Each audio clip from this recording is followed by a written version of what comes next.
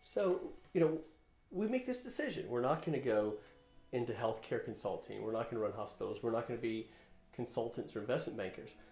We're going to be camp people.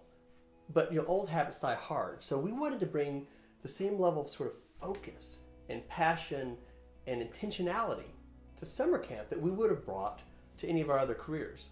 So we started to go to every camp conference we could. We'd tour camps. We'd find out who had the best practices for safety or inclusion or helping girls avoid social cruelty. And we went and just interviewed them and asked. Took a lot of notes. Took a lot of notes, exactly. Yeah.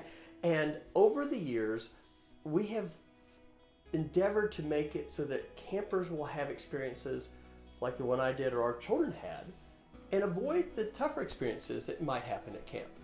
And what we'd like to do now is give you just 3 examples of that intentionality. Now, there are literally hundreds on any given day, but it's one thing to say, oh, we're intentional. It's another thing to give some specifics. So we're going to give you 3 examples. The first is what we call the 4 R's. The second is our approach to parent communication. And the third has to do with our counselors. So I will start with the lovely and talented Susie Mann. Our campers all know about the 4 R's. In fact, there's a part in our swimming pool that we call the tanning ledge, which is a little bubbly area. And it has a compass in the bottom of the pool, a mosaic compass. And instead of north, south, east, west, it has RR, RR.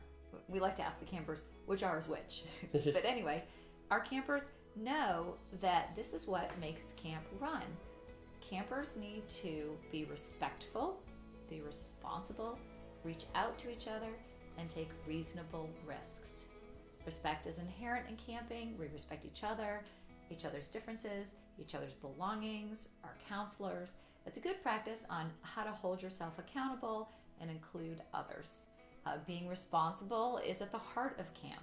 When you send your child away to camp, he or she needs to be responsible for their things, for cleaning the cabin, because the cabin has unit inspections, to get to activities on time with the things you need for activities like horseback boots or a swimsuit and towel, and be responsible enough to take those things back with you after the activity's over.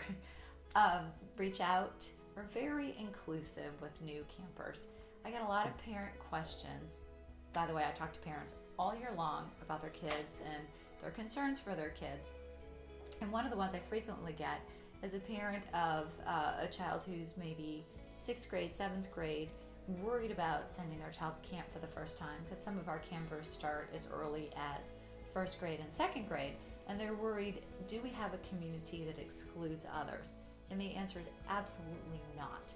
We have a very inclusive community, and that's because of one of our 4 R's is reaching out. You reach out to new campers, you reach out to campers you don't know, you reach out to campers who are maybe having trouble getting up on a water ski or climbing a climbing wall, and you become a cheerleader and encourager for campers. We have a really positive community. Our last R is reasonable risk, and Steve knows that's my favorite R. I see this with our own children. We have 2 who are risk takers and 2 who are risk averse. And for the risk averse children, camp is a phenomenal growth experience. It really expands their sense of self. And if you don't take risks in life, you don't grow. And camp is a great place to learn to take those risks, because eventually we want our children to be able to go to college any place in the country, or the world for that matter, to take a job and not be hindered by moving away. And for our risk takers, we really focus on reasonable risk. Yes, that's a double R. So those are our 4 R's.